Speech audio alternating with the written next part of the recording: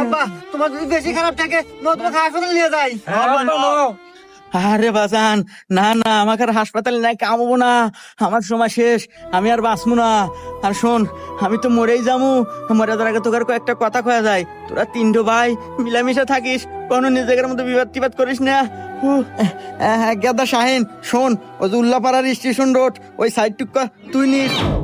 আচ্ছা আব্বা। আর গাদা সিংকু তুই শোন, ওই যে সিরাজগঞ্জ চায়নাবাদ ওই সাইটে অনেক লোকজন, লোকের লোক আরো নয়, ওখানে ব্যবসাও ভালো হয়, ওই সাইডটুকটা তুই নিস বাজান। ঠিক আছে আব্বা। বাজান সোহাগ, তুই তো সবচেয়ে ছোট, ওই যে হাটিকুমরুল একটা নতুন ইন্টারচেঞ্জ হইতেছে, অনেক কাস্টমারের খুব চাপ, ওই সাইডটুকু তুই নিস বাজান। ঠিক আছে আব্বা।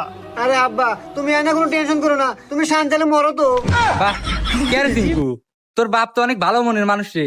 মরার আগে তিন বেটাক সমান তালের জায়গা তুমি ভাগ